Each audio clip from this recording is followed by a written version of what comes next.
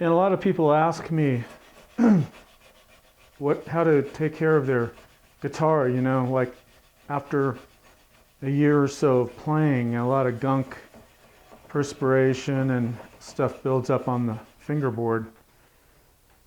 And what I advise them to do is to get some sandpaper, steel wool, and just steel wool off the in between the frets, the ebony, and apply just a light coat of linseed oil. And that kind of reseals the wood and cleans it. Maybe you could do it once a year, and then see how it holds up. I've seen some people need to do it every couple months because they get so much crap on there from their perspiration and stuff, and eventually it starts to mess up the strings, the bass strings. So it's not a bad idea.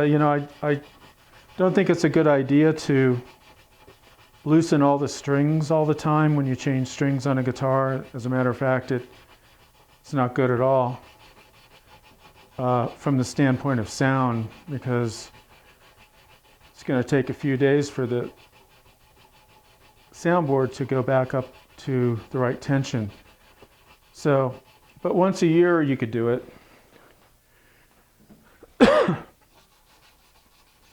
And it won't hurt the guitar. It's good for the guitar to clean the fingerboard.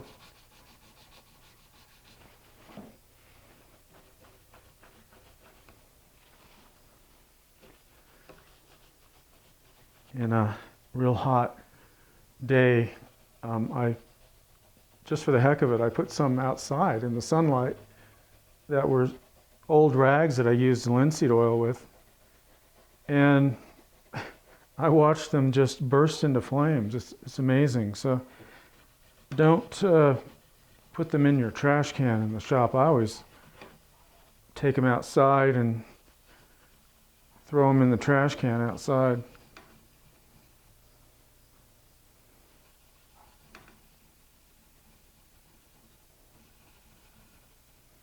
So this is a steel wool. It's like, I don't know, it's not the kind you get in the hardware store. It's a little finer. And what I'm doing like this in between the frets, you can do to your own guitar to clean the frets. Want a magnet, and I get all the steel wool up from all over the place.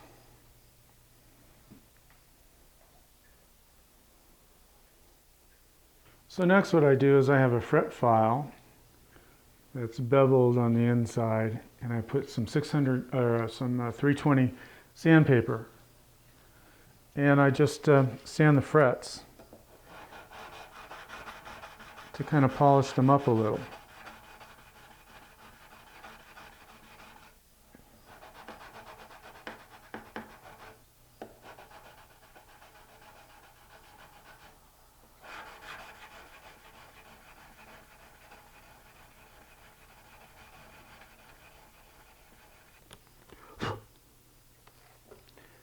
And then, because I'm going to bevel the edges of these frets, and I do it kind of, maybe this is a secret. I always like giving away secrets. I use this fret file, but the frets are rounded to this larger diameter on the fret file, and there's a smaller one for smaller frets. So I use that small side, and I just go like that on the edge of the fret. And what that does is it rounds since this diameter is different, it rounds these edges, but it doesn't take any off the top of the fret, because really classical guitars shouldn't be beveled the same way steel string guitars are. If you bevel it too much in, the string will, you'll be playing and it'll pull off the side of the off the fretboard. So I like to, I heard that one time, somebody told me that Fleta made a very narrow fingerboard, like at 50 millimeters at the nut. You know, this one is 52, 50 at the nut. And, but he carried his frets and didn't bevel them on the edge. So it actually was a smaller fretboard, but had just as much room on the fret, so you wouldn't pull it off the side of the fingerboard. So I heard that. I don't know if that's true or not. Dunlap 6100s.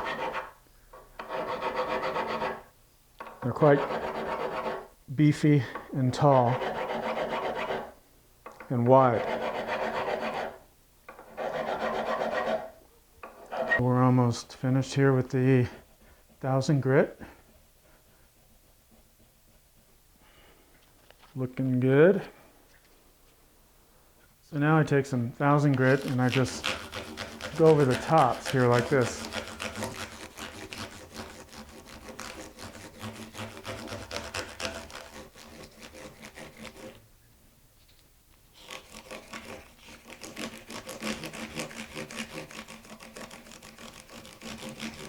Then I go over it with steel wool, just to get all the, you know, when you do that, this metallic filings get stuck in the ebony. So I just clean it out.